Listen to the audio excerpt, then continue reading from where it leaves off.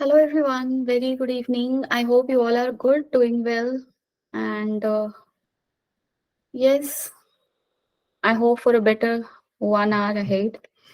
So let's start. कल के class में हमने क्या पढ़ा था? कल के क्लास में हमने स्पेसिफिक हीट को डिस्कस किया था, उसके बाद फेज चेंज का ग्राफ एंड ऑल देखा था. So first we will go through a quick recap we will do of the previous class, and after that we will move on to calorimetry and heat transfer. ठीक है, इससे पहले कि हम आगे बढ़े तुम लोग ये बता दो कैसे हो सब. केमन आछे? केमन आछे इज बंगाली. इसका मतलब कैसे हो. यस. कैसा चल रहा है स्कूल का माहौल, कैसा है, मजा आ रहा है?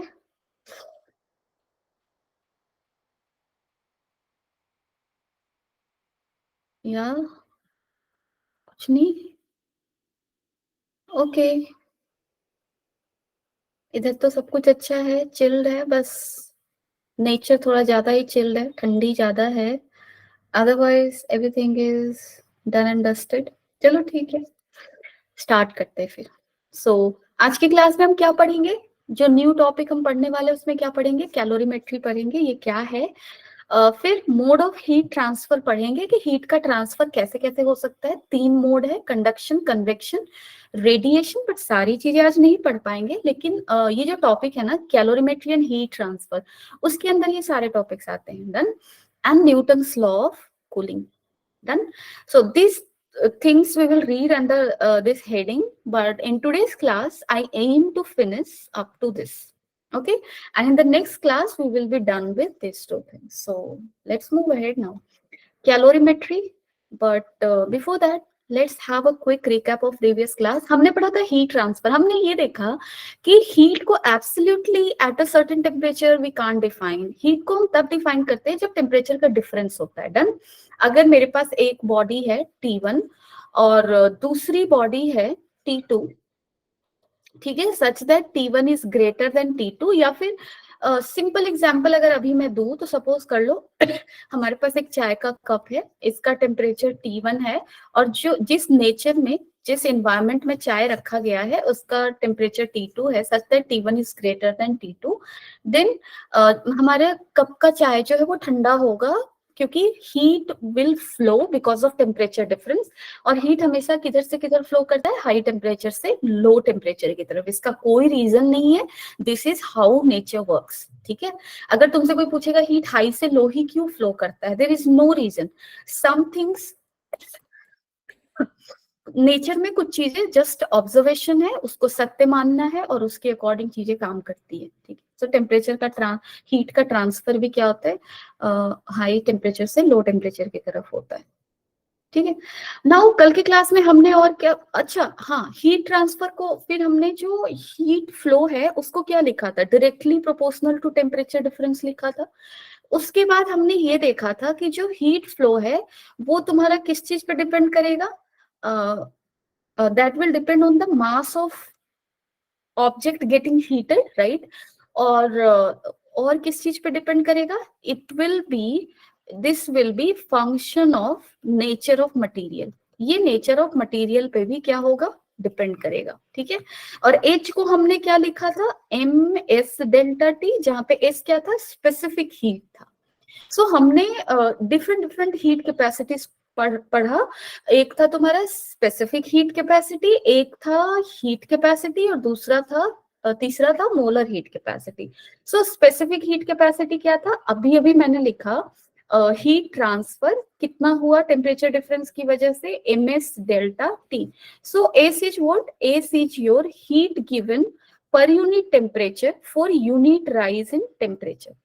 सो अगर मुझे कोई भी यूनिट मास को यूनिट टेम्परेचर से अगर बढ़ाना है, तब जो हीट देंगे वो किसके बराबर होता है? वो होता है स्पेसिफिक हीट कैपेसिटी के बराबर होता है. उसके बाद हमने पढ़ा हीट कैपेसिटी. ये हीट कैपेसिटी क्या होता है?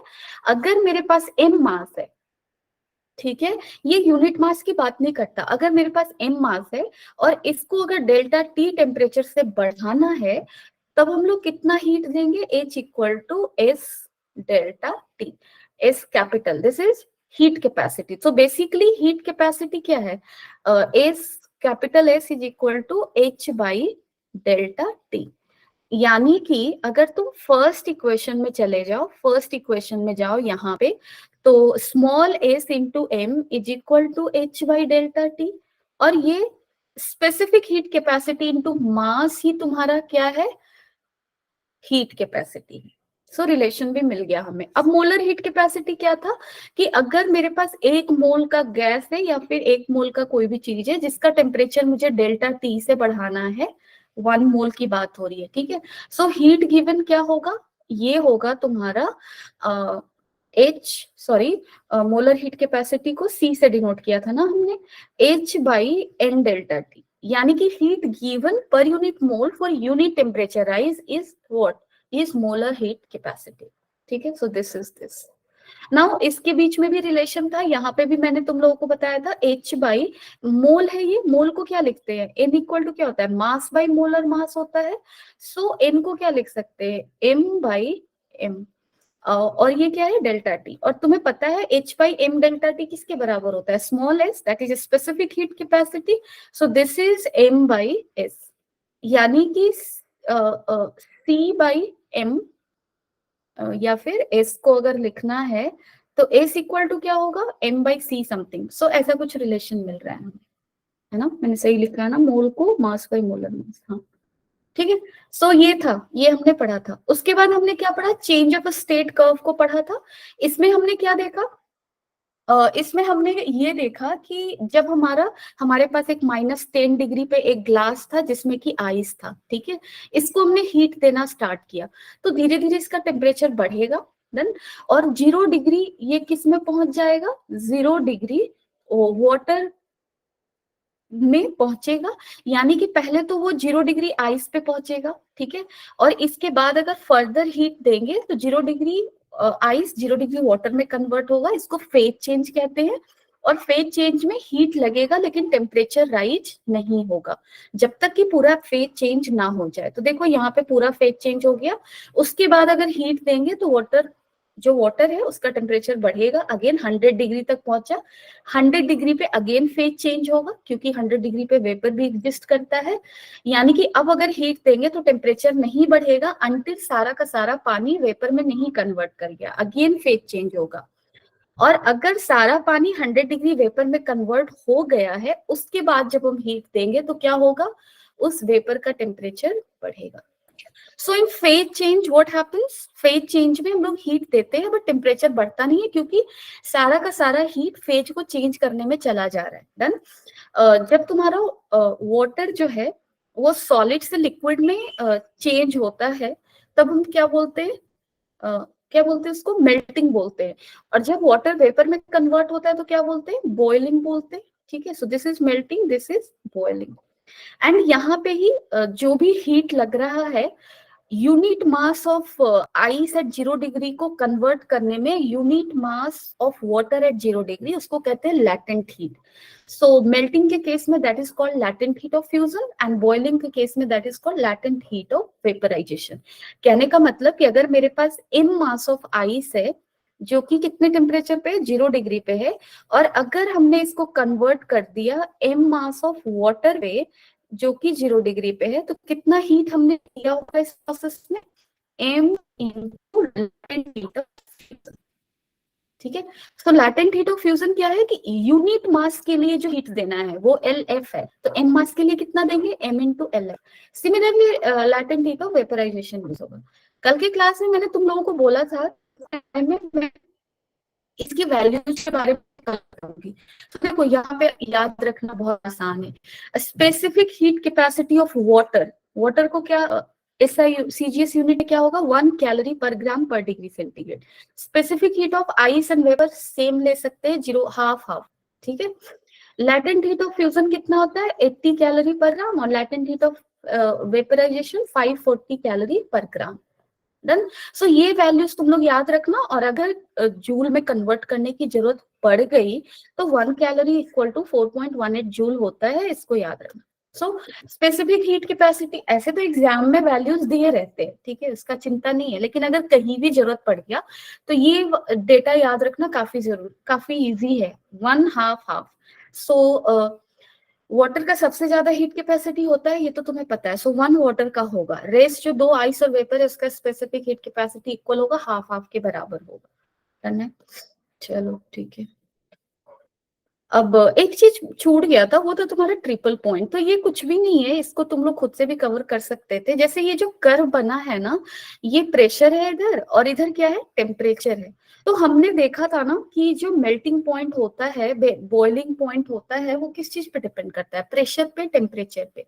अगेन प्रेशर को चेंज करके और टेम्परेचर को चेंज करके आपस में हम लोग स्टेट भी चेंज कर सकते हैं, सॉलिड, लिक्विड, गैसेस का। जैसे तुम्हारे पास अगर गैस है, उसको काफी ज्यादा कंप्रेस कर दो, तो कंप्रेस करेंगे तो उसका टेंडेंसी होगा ना लिक्विड बन जाने का, क्योंकि जब तुम गैस को कंप्रेस कर रहे हो, गैस के 2 एटम के बीच का डिस्टेंस क्या हो रहा है, घट रहा है। तो कहने का मतलब ये है कि डिपेंडिंग ऑन किसी भी स्टेट में प्रेशर क्या है, टेम्परेचर क्या है, उसके अकॉर्डिंग किसी भी पोजीशन पे उसका प्रेशर क्या है, टेम्परेचर क्या है, उसके अकॉर्डिंग उसका स्टेट डिटरमिन्ड होगा। डन।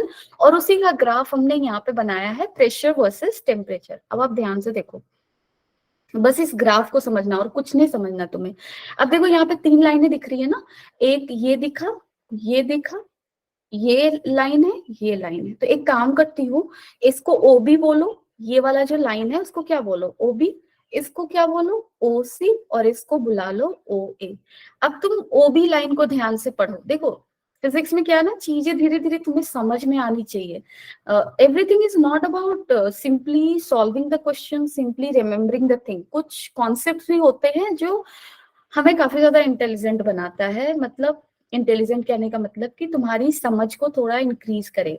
तो यहाँ पे तुम ध्यान से ओबी को देखो, इधर क्या लिखा हुआ है, इधर लिखा हुआ है सॉलिड, ये क्या है तुम्हारा लिक्विड, और ये क्या होगा, ये है तुम्हारा वेपर का रीजन। ठीक है, ये वेपर का रीजन है। यानी कि ये जो 3 लाइन है वो 3 स्पेस क्रिएट कर रहा है। ये वाला सॉलिड का स्पेस है, ये लिक्विड का, ये वेपर का। अब ये लाइन ओबी जो है, किसको किसको डिवाइड कर रहा है, किसके बीच का पुल है वो। पुल, पुल क्या होता है, जैसे देखो ब्रिज कहते हो ना, ये ओबी किसके बीच का ब्रिज है, सॉलिड और वेपर के बीच का ब्रिज है। तो ओबी के ओबी के लेफ्ट हैंड साइड में सॉलिड है, राइट हैंड साइड में वेपर है। तो ओबी पर क्या होगा, ओबी के लेफ्ट हैंड साइड सॉलिड है, राइट हैंड साइड वेपर है। सो एक ब्रिज है, इधर है सॉलिड, इधर है वेपर। तो इस ब्रिज के ऊपर क्या होगा, इस ब्रिज के ऊपर दोनों ही होगा, सॉलिड भी होगा, वेपर भी होगा। और जहां पे दोनों ही होता है उसको हम क्या बोलते हैं, फेज चेंज वाला थिंग बोलते हैं, है ना। अभी अभी ग्राफ में हमने देखा था कि जब तुम्हारा मेल्ट होता है तो 0 डिग्री पे आइस भी होता है, 0 डिग्री पे क्या होता है, वाटर भी होता है। यानी कि जहां पे 2 फेज एक साथ है वो तुम्हारा फेज चेंज का रीजन है। डन। सो ओबी में क्या क्या साथ है, सॉलिड है और वेपर है, दोनों ही कोएग्जिस्ट कर रहे हैं। तो ये सब्लिमेशन कर्व होगा। ठीक है, ओबी को कौन सा कर्व बोलोगे, सब्लिमेशन कर्व। क्योंकि सब्लिमेशन में क्या होता है, सॉलिड किस में कन्वर्ट होता है, सॉलिड वेपर में। ठीक है, उसी तरह से अब ओसी पे आ जाओ, ओसी किसको किसको डिवाइड कर रहा है, लिक्विड और वेपर को। सो ओसी पे क्या एग्जिस्ट करेगा, लिक्विड और वेपर दोनों। सो ये कौन सा कर्व है, वेपराइजेशन कर्व है। ओ ए सॉलिड लिक्विड, यानी कि ओ ए लाइन पे सॉलिड भी एग्जिस्ट कर रहा होगा, लिक्विड भी। सो ये फ्यूजन कर्व है। बस इतना ही जानना है तुम्हें। और ये जो पॉइंट ओ है, ये काफी इंटरेस्टिंग है। यहाँ पे ये तीनों ओ बी, ओ ए, ओ सी को मिला रहा है, तीनों का मिलन पॉइंट है ये। तो जहां तीनों मिल रहे होंगे वहां पे तीनों ही को एग्जिस्ट कर रहा है, यानी कि सॉलिड भी, लिक्विड भी और गैस भी। ये बहुत ही यूनिक पॉइंट है, क्योंकि ऐसा बस एक ही पॉइंट है। देखो ये सिर्फ एक ही टेम्परेचर पे हो रहा है और एक सर्टेन प्रेशर पे। Done.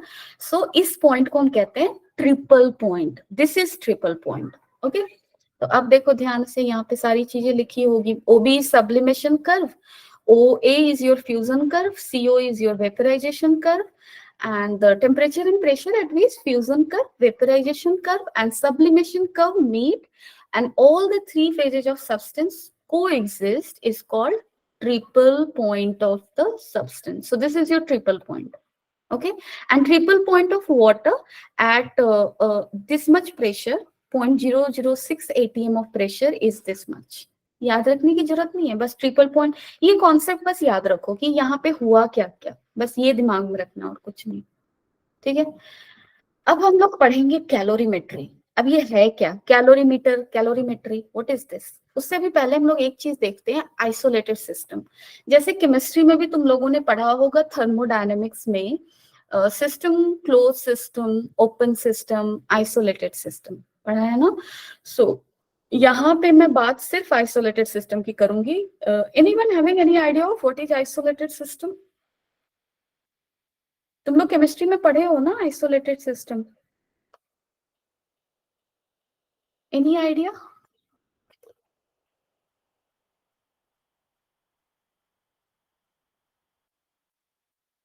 Yes.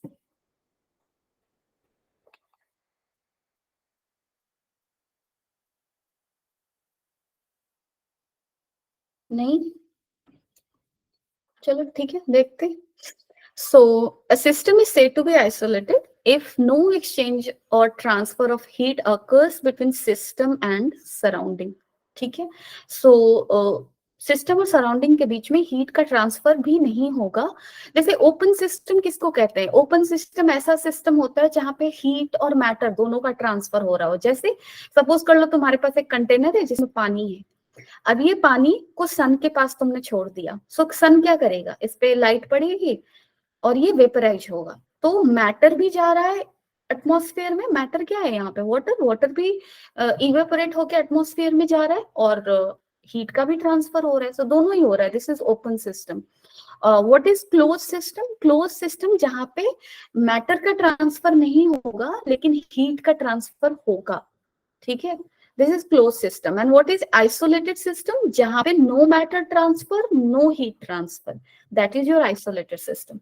So we will deal with isolated system here. जैसे ये थर्मोफ्लास्क ले लो, थर्मोफ्लास्क में कहा जाता है ना, पानी अगर गर्म रख रहे हो तो गर्म ही रह जाता है। क्यों रह जाता है? क्योंकि वहां पे अंदर जो वाटर है उसका हीट बाहर जा नहीं रहा।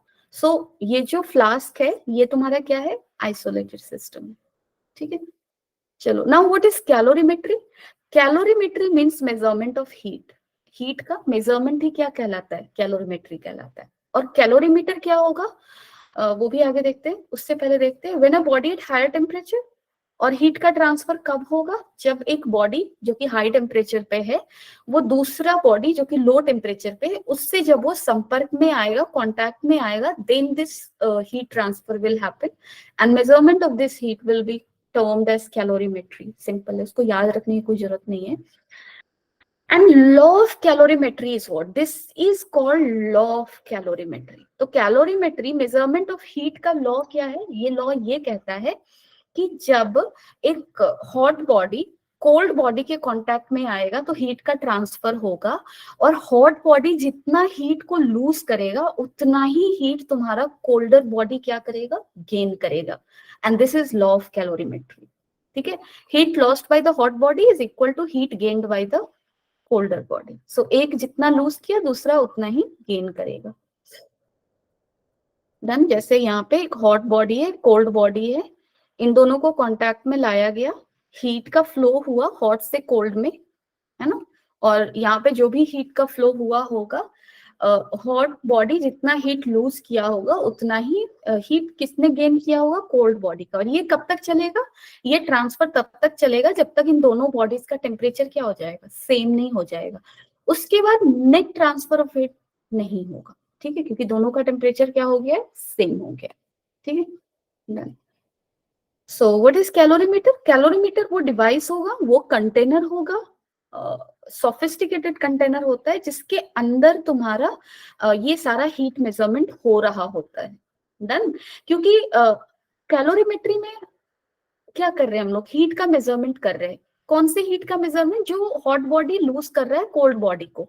अब देखो, अगर मेरे पास एक हॉट बॉडी है और यहाँ कोल्ड बॉडी है, ठीक है, तो आगे हम लोग पढ़ेंगे कि जो कोई भी बॉडी होता है वो रेडिएशन से भी एनर्जी को लूज करता है। तो अगर ये बॉडी रेडिएशन से भी एनर्जी को लूज कर रहा है और कुछ हीट ये इसको देगा, तो एग्जैक्टली हम नहीं बता पाएंगे कि कितना हीट हॉट बॉडी से कोल्ड बॉडी की तरफ आया, क्योंकि हॉट बॉडी का कुछ हीट तो एटमॉस्फेयर में भी चला जाएगा, ठीक है, but we don't want this to happen, and that is why hot और कोल्ड बॉडी के बीच में जो हीट का ट्रांसफर हो रहा है वो हम एक प्रोटेक्टेड कंटेनर में करते हैं, जिसको हम लोग क्या बुलाते हैं, कैलोरीमीटर बुलाते हैं, क्योंकि हमें हीट का मेजरमेंट करना है purely because of temperature difference. तो मुझे यहाँ पे जो रेडिएशन वाला इफेक्ट हो रहा है उसको कैंसिल करना पड़ेगा, इसलिए हम लोग एक कैलोरीमेट्री, हीट का मेजरमेंट कैलोरीमीटर में करते हैं, जो कि एक काफी प्रोटेक्टेड डिवाइस है, वहां से हीट बाहर नहीं जा सकता अदरवाइज। ओके, सो वो है, एक क्वेश्चन है जो कि जी में आया था 2023 में, ठीक है। So this is question, I want you all to take 2 minutes of time, तुम लोग अच्छे से इस क्वेश्चन को देखो, ठीक है, और सॉल्व करने की कोशिश करो। This is simply based on law of calorimetry, ठीक है, तो everyone do it, I am here only, किसी को डाउट हो तो मुझे बताना, जस्ट हियर, डोंट वरी। पहले रीड द क्वेश्चन केयरफुली, काफी अच्छे से उसको पहले पढ़ो, that is why I have given you 2 minutes, है ना, तो पढ़ना है।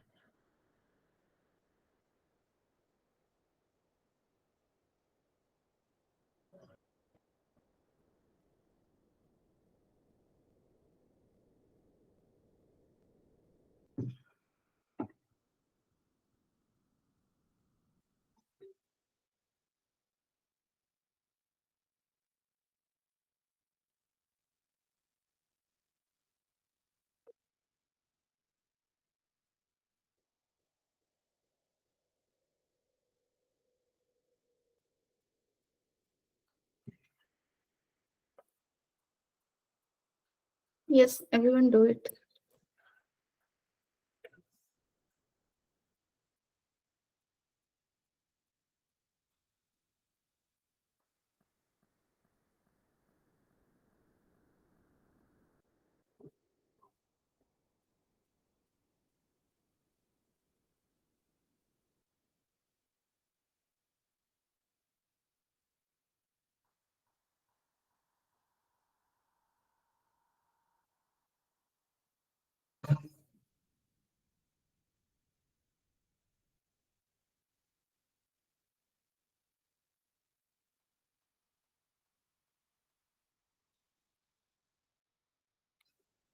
यस, समझ में आ रहा है सबको क्वेश्चन?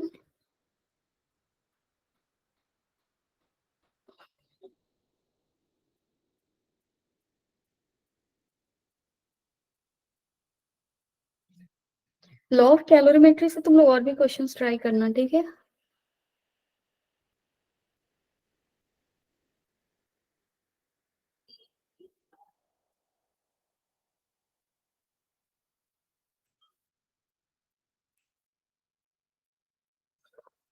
जैसे ही तुम लोग कर रहे हो एनीथिंग, लेट मी नो।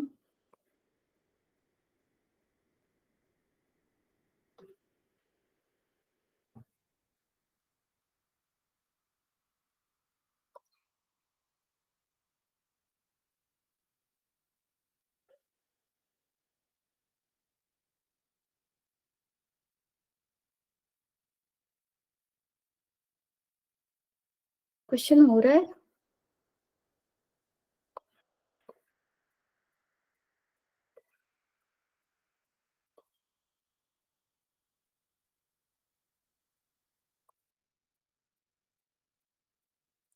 सो यहाँ पे देखो ऑप्शन, क्वेश्चन क्या है, heat energy of 184 kilojoule is given to ice of mass 600 gram at -12 degree. So तुम्हारे पास एक कंटेनर है जिसमें कि आइस है, आइस है, यहाँ पे कितना ग्राम आइस है, 600 ग्राम आइस है, कितने टेम्परेचर पे है, -12 डिग्री सेंटीग्रेड, ठीक है। और इस सिस्टम को हमने दिया क्या, इस सिस्टम को हमने एनर्जी दिया, हीट एनर्जी दिया, ठीक है। वो किसी भी फॉर्म में दे सकते हैं, बॉइल्ड वाटर के सेंस में, या फिर वो in what ever way it is being given, उससे हमें मतलब नहीं है। कितना हीट एनर्जी दिया गया है उससे हमें मतलब है। सो कितना दिया गया, 18400 जूल, ठीक है। So this much heat energy is being given to this container, Now what will happen? This is ice and it is receiving some energy. So ये ice energy लेकर मेल्ट करना चाहेगा, लेकिन मेल्ट करने से पहले आइस मेल्ट कितने degree पे करता है? आइस मेल्ट करता है 0 डिग्री पे। सो ये तो है -12 पे, तो सबसे पहले यहाँ पे आइस क्या होना चाहेगा? Ice at -12 degree will try to convert itself into ice at 0 degree, and then ice at 0 degree with the help of energy, अगर एनर्जी सफिशिएंट है तो ये आइस ये किस में जाना चाहेगा? Water at 0 degree. और अगर एनर्जी और ज्यादा है तो फिर ये वाटर का टेम्परेचर राइज करेगा। So we need to see कि टेम्परेचर सॉरी एनर्जी दिया गया है वो क्या सारे आइस को मेल्ट करने के लिए सफिशिएंट है। So that we need to see. उससे भी पहले सबसे पहले तो यहाँ इस प्रोसेस में कितना हीट लगेगा? So this is ice, ice to ice जा रहा है, सो टेम्परेचर का डिफरेंस हो रहा है। हीट गिवन, अगर टेम्परेचर डिफरेंस है तो हीट गिवन क्या लिखोगे? ms डेल्टा टी, है ना। और यहाँ पे मास ऑफ आइस, अगर ms डेल्टा टी को मैं कन्वर्ट, इसको Q1 बोलो, ठीक है। सो Q1 का वैल्यू कितना होना चाहिए? मास ऑफ आइस, ठीक है। स्पेसिफिक हीट किस फॉर्म में दिया है आइस का? जूल पर केजी पर डिग्री सेंटीग्रेड।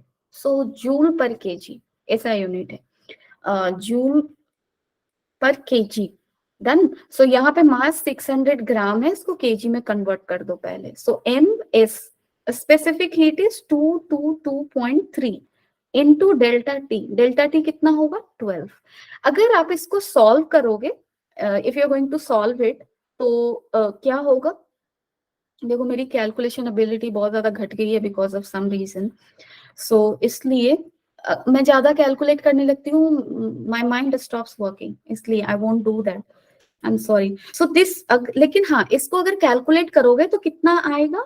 1600.56 जूल आएगा, ठीक है।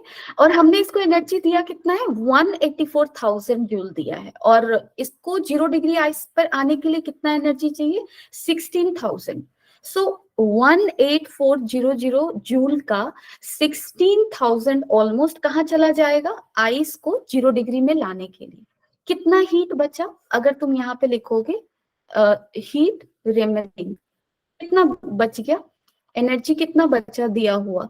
अब बचा है 184,000 माइनस कितना करोगे? 16,000.56। सो इतना एनर्जी बचा, ठीक है। और वो बचा हुआ एनर्जी अब इस प्रोसेस में यूज होगा, ठीक है। तो सबसे पहले ये चेक कर लो कि 0 डिग्री पे जो आइस है उसको 0 डिग्री वाटर पे कन्वर्ट होने के लिए एनर्जी कितना चाहिए। सो कितना चाहिए यहाँ पे, जो चाहिए पहले वो कैलकुलेट करके देखते हैं। तो mLF, ठीक है। मास कितना? LF का वैल्यू कितना दिया हुआ है? 336 किलो जूल, ठीक है। सो दिस इज मास कितना था? 600 ग्राम। सो इसको पहले केजी में कन्वर्ट करो, इनटू क्या लिखोगे? 336 kilo joule 10 to the power 3 into something, right. So 10 to the power 3, 10 to the power 3 चला जाएगा। अब ये कितना होगा? तो अगेन इसको कैलकुलेट करो। 6 कितना होगा बताओ? 1 इतना कुछ आएगा लगता है ये 00। So near about 201,000 joule. Done. लेकिन ये तो टोटल एनर्जी गिवन से भी ज्यादा है ना। यानी कि आइस को पूरा मेल्ट करने में 201,000 जूल से ज्यादा एनर्जी लगेगा, 201,600 जूल एनर्जी लगेगा। लेकिन हमने उसको हीट पूरा कितना दिया है? 184,000 जूल। कहने का मतलब ये है कि पूरा आइस वाटर में तो मेल्ट कर नहीं पाएगा। ये कितना एनर्जी कितना मेल्ट करेगा, अब वो निकालना पड़ेगा। तो देखो सपोज कर लो कि m amount of ice melt कर रहा है। डन। तो क्या लिखोगे आप? m अमाउंट ऑफ आइस मेरा मेल्ट कर रहा है। So m into LF will be equal to how much? जितना हीट बचा था वही मेल्ट करने में जाएगा ना। सो कितना हीट बचा था? 18400 18400 माइनस 16,000, इसको कितना लिखोगे? इसको लिखोगे 167,999 joule something. Yes, this much. So यहाँ से LF का वैल्यू पुट करो, m मिल जाएगा। डन। किसी को डाउट है इस क्वेश्चन को समझने में? ये क्वेश्चन समझना बहुत जरूरी था, इसलिए मैंने करवाया, सो दैट तुम लोगों को कैलोरीमेट्री थोड़ा सा क्लियर हो, क्योंकि this is all about question. Calorimetry में कुछ पढ़ना है नहीं, heat gain, heat lost is equal to heat gain, बस यही तो करना है। लेकिन ये जब क्वेश्चन में अप्लाई करोगे तो डिफरेंट डिफरेंट क्वेश्चंस मिलेंगे, तुम्हें थोड़ा सोचना पड़ेगा, इसके लिए तुम्हें क्वेश्चन करना पड़ेगा। तो ये एक क्वेश्चन था। किसी को डाउट है इसमें? Now you can sort out the answers. The temperature of system will be greater than 0 degree. Final temperature of system will be greater than 0 degree. यहाँ पे तो सारा आइस वाटर में कन्वर्ट ही नहीं हो रहा, तो फाइनल टेम्परेचर 0 से ज्यादा तो जाएगा ही नहीं, ठीक है। Final temperature of the system will be what? It will be 0 degree होगा क्या? बताओ। Final system of temperature, final temperature of system कितना होगा? 0 डिग्री से तो ज्यादा नहीं होगा ना, क्योंकि सारा आइस तो वाटर में जा ही नहीं रहा। सारा आइस 0 डिग्री आइस पे आ रहा है, लेकिन 0 डिग्री वाला आइस सारा 0 डिग्री वाटर में नहीं जा रहा, यानी कि फाइनल टेम्परेचर 0 डिग्री तक तो पहुंचा ही है, 0 डिग्री से वो आगे नहीं जाएगा। सो फाइनल टेम्परेचर कितना होगा? 0 डिग्री होगा। ये तो गलत होगा। Now the final system will have water only. Final system में सिर्फ वाटर होगा? नहीं, सारा आइस तो मेल्ट नहीं कर पा रहा। सो फाइनल सिस्टम में आइस प्लस वाटर होगा एट 0 डिग्री, है ना, क्योंकि कुछ आइस मेल्ट करेगा, कुछ नहीं करेगा। कितना करेगा आइस मेल्ट, वो यहाँ m से निकाल सकते हैं। सो जो ई ऑप्शन है वो भी गलत है। अब तुम्हें मास को सॉल्व करना होगा इन दोनों ऑप्शंस को सॉर्ट आउट करने के लिए, ठीक है। किसी को डाउट है?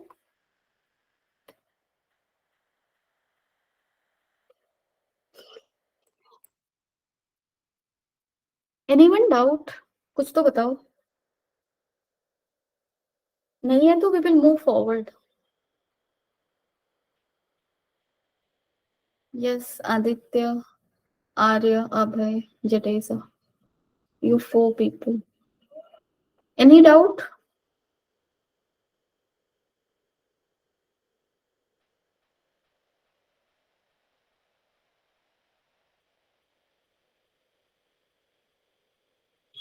नहीं? चलो ठीक है। क्या? Any doubt? मुझे कुछ समझ में नहीं आ रहा, तुम लोग कुछ बोल नहीं रहे हो। Are you people here?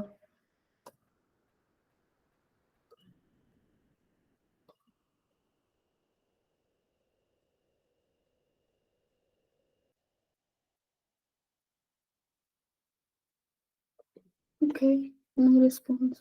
Conduction and convection. Now we are going to read. What is conduction? It is also a mode of heat transfer. Please try to reply. This is not good manner. If you can reply, you should. Since then I'm speaking. You can't reply even. If possible, then do. If it's not possible, that is another thing. Transfer of heat energy from one form to another or from one part of system to another due to temperature difference is known as heat transfer. हम बहुत देर से इस चीज को पढ़ रहे हैं, सो इसको और इलेबोरेट करने का कोई मतलब है नहीं। 3 तरह का हीट ट्रांसफर होता है, मेथड्स 3 तरह के हैं।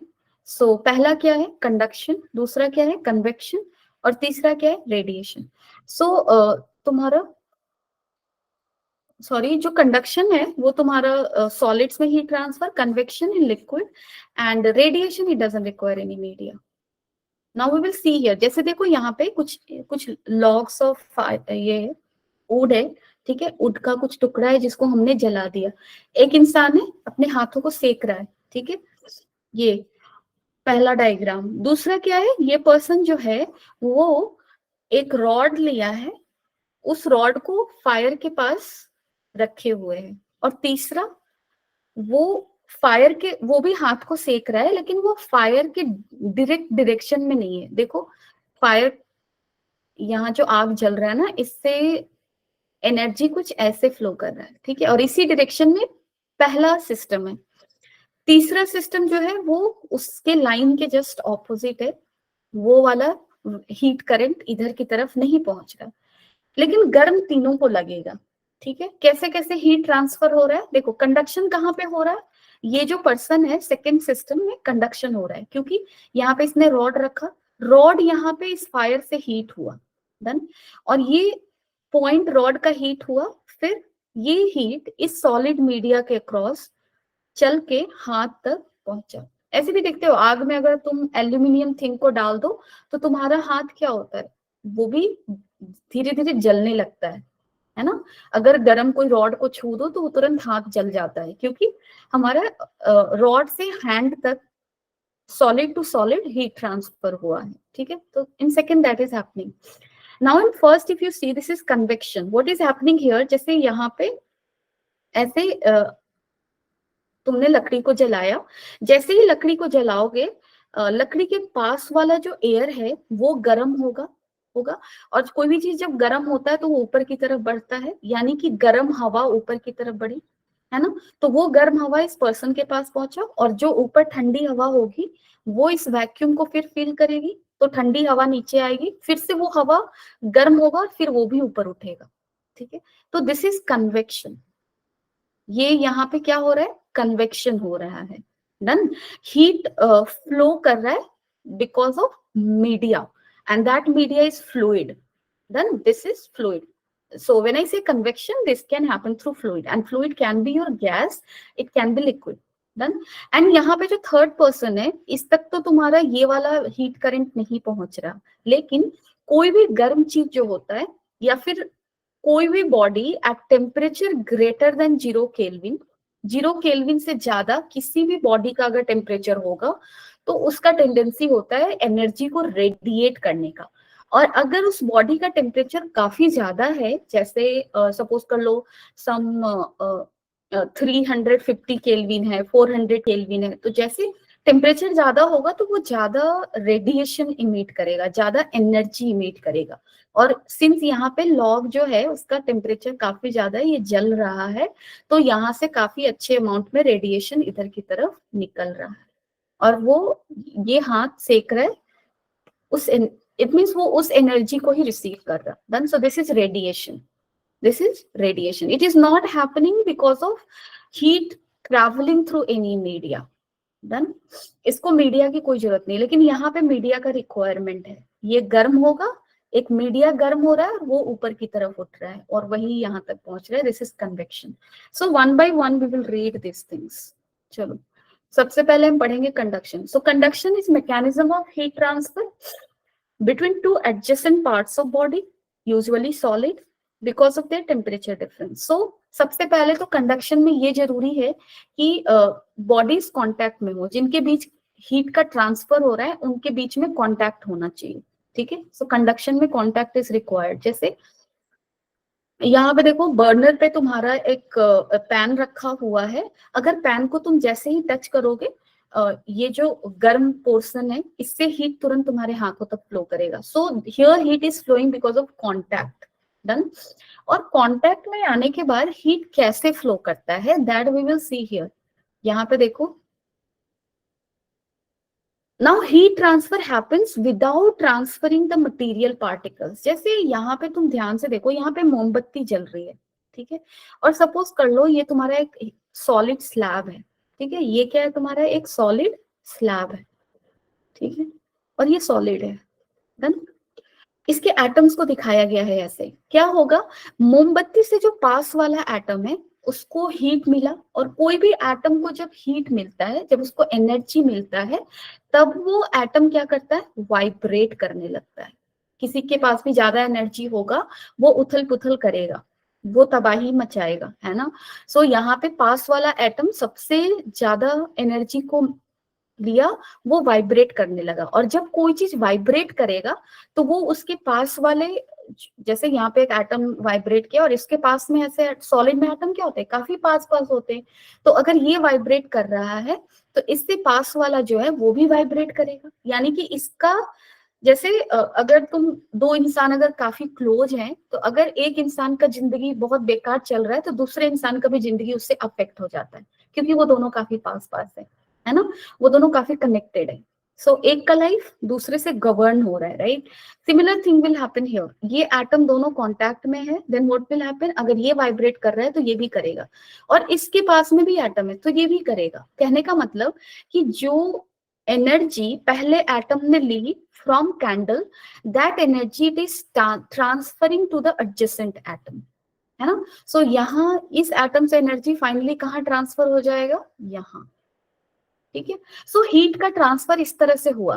हीट का ट्रांसफर के लिए ये वाला एटम उठकर नहीं गया यहां तक, ठीक है? So heat transfer without transferring the material particles, यहाँ पे पार्टिकल्स का मोशन नहीं होता एक पॉइंट से दूसरे पॉइंट तक, पार्टिकल्स वाइब्रेट करते हैं, that vibration travels, not particles. So that is happening in conduction.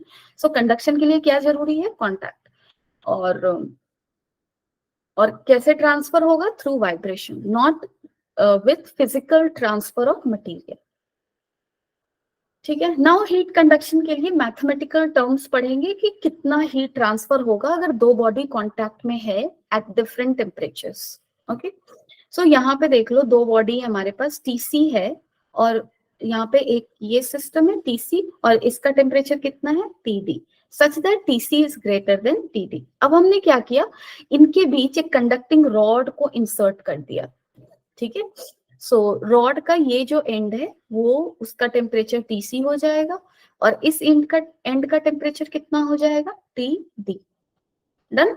अब हमने यहाँ पे एक इंसुलेटिंग कोटिंग हमें देना होगा, ये एल लेंथ का, इसका area of cross section A है। एक इंसुलेशन डाल दिया इसके अराउंड। क्यों डाला, क्योंकि देखो जब इसके थ्रू, ये एक रॉड है, ठीक है? रॉड के थ्रू हम हीट ट्रांसफर देखेंगे। रॉड का एक एंड का टेम्परेचर कितना है, टीसी, दूसरे एंड का टेम्परेचर कितना है, टीडी, ठीक है?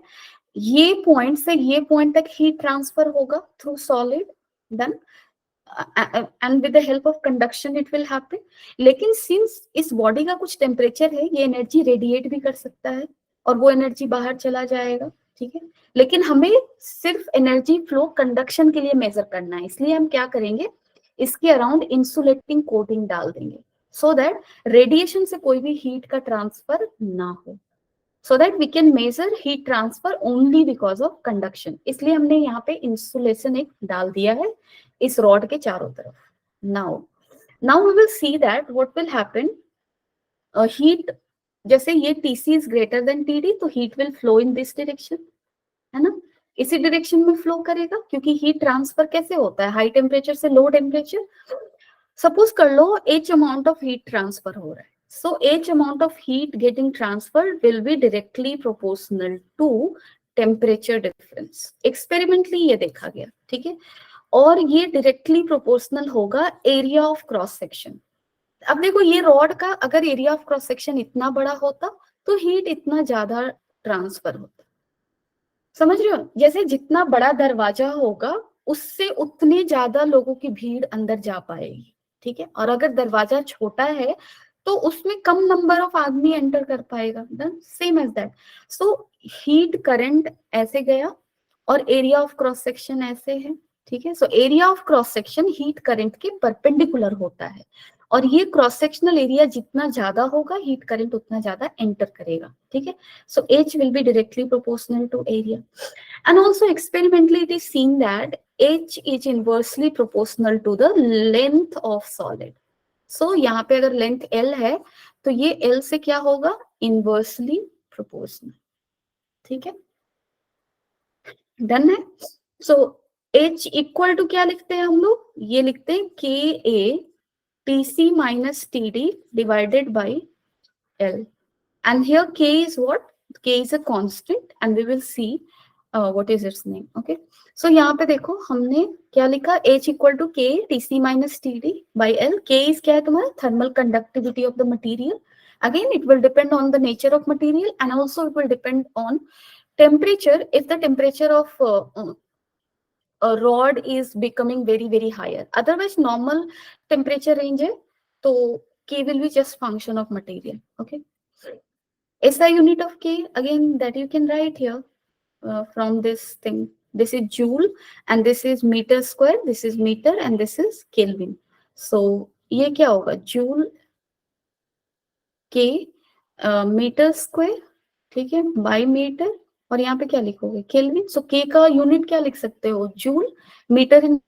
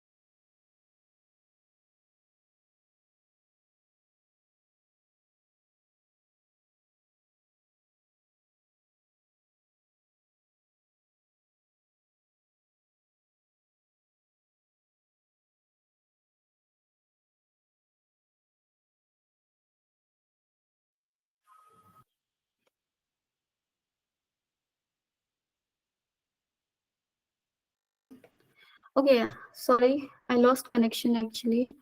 Give me some time so that I can share the screen. Oh my god. Okay, done.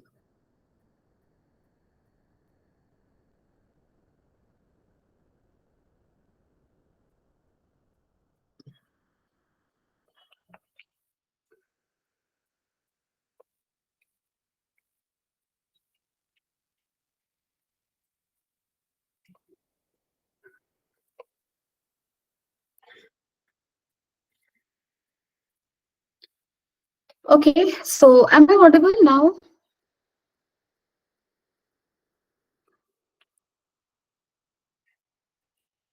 Can you let me know? Am I audible?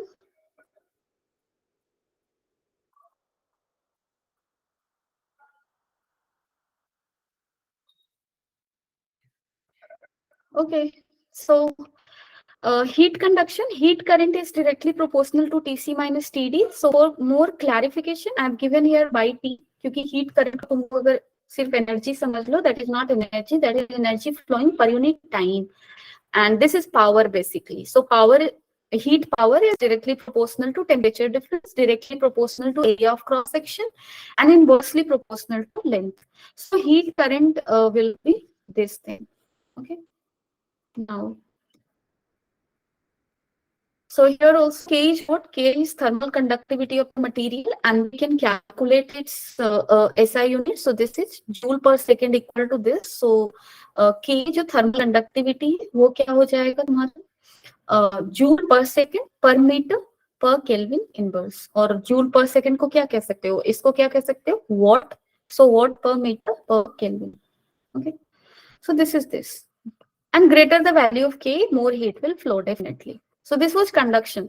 Now in conduction, you see if you will come across the question कर लो, या ऐसा है और दूसरा rod है, ठीक है, thermal conductivity K1 है, इसका K2 है, and here its temperature is T1, ठीक है, और इस एंड पे टेम्परेचर कितना मेंटेन्ड है, T2। And you may be ask कि ये यहाँ पे जो सिस्टम है इसके थ्रू कितना हीट जाएगा, तो कैसे निकालोगे? You can see here how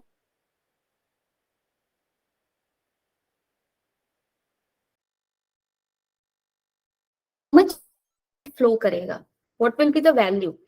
so you just see here again, जैसे करंट में हम लोग पढ़ते हैं ना resistors in series and parallel, उसी तरह से यहाँ पे पढ़ेंगे rods in series and parallel.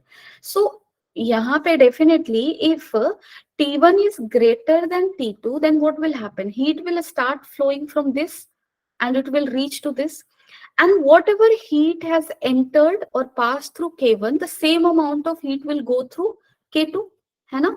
So K1 और K2 के through rate of heat flow क्या है, सेम है। और जब rate of heat flow same होगा तब हम क्या बोलेंगे, तब हम बोलेंगे कि दोनों रॉड किस में है, सीरीज में है। सो ये दोनों रॉड तुम्हारा किस में जाने वाला है, this two will be in series. Done. अब अगर सीरीज में है तो क्या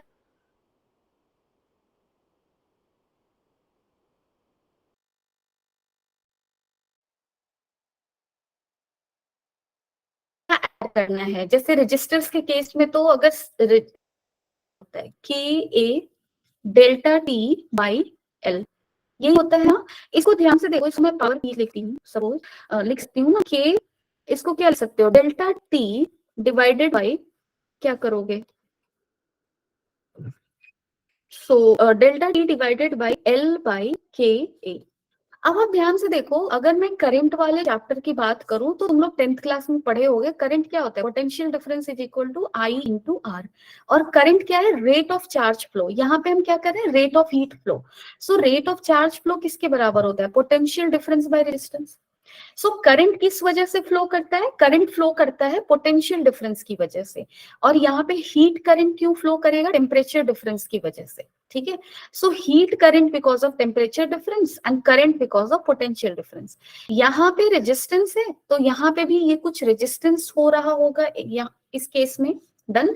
सो अगर दोनों में एनालॉजी को इस्टेब्लिश करो तो डेल्टा टी किससे एनालॉगस है, वोल्टेज से, और रेजिस्टेंस किससे एनालॉगस होगा, ये होगा एल बाई के ए से। सो रेजिस्टेंस ऑफ फर्स्ट रॉड अगर मैं बोलूं R1 की बात करूं तो R1 कितना होगा, L बाई के ए, और R2 तुम्हारा कितना होगा, R2 होगा L by K, sorry this is K1A and this is K2A। Area of cross section तो सेम है ना, they are in series like this and they may have different length. Suppose कर लो इसका लेंथ L1 है और इसका length L2, ठीक है। सो ये L1 हो जाएगा और ये L2 हो जाएगा। सिंस दोनों सीरीज में है तो दोनों को ऐड कैसे करोगे, सो आर इक्विवेलेंट यहाँ पे क्या होगा, L1 by K1A plus L2 by K2A। और मेरा जो हीट करंट होगा यहाँ पे H/2 वो किसके बराबर होगा, temperature difference by R equivalent. और आर इक्विवेलेंट में से निकाल सकते हैं। So in case of rod it is also important कि हम अगर मेरे पास सिंगल रॉड नहीं, रॉड का असेंबलीज हो, then we need to see कि रॉड सीरीज में है या पैरेलल में है। अगर सीरीज में है तो आर इक्विवेलेंट निकालो, आर इक्विवेलेंट निकालकर उसको टेम्परेचर डिफरेंस से डिवाइड कर दो, you will get heat current. So whatever assembly of rod is there you need to calculate R equivalent, ठीक है। सो कल के क्लास में we will start with one question on this topic so that we can understand more about conductivity और more about heat transfer through conduction. हमारे syllabus में convection में ज्यादा कुछ पढ़ना नहीं है, just definition and simple concept of how it happens. Otherwise हमें मैथमेटिकल टर्म्स में सिर्फ कंडक्शन पढ़ना है एंड रेडिएशन। डन। सो कल के क्लास में or next class on Thursday, we will first do one question and then we will move on to convection and radiation. Okay, and then we will do that Newton's law of cooling maybe on Friday. Okay, done. Chalo, theek hai. Everyone, bye bye. Take care of yourself and thank you for not responding, not even responding for a once in this 55 or 60 minutes of your class. It really makes my life hell, but thank you. तुम लोग response करते नहीं, मैं क्या करूं। चलो bye bye, take care, but still thank you.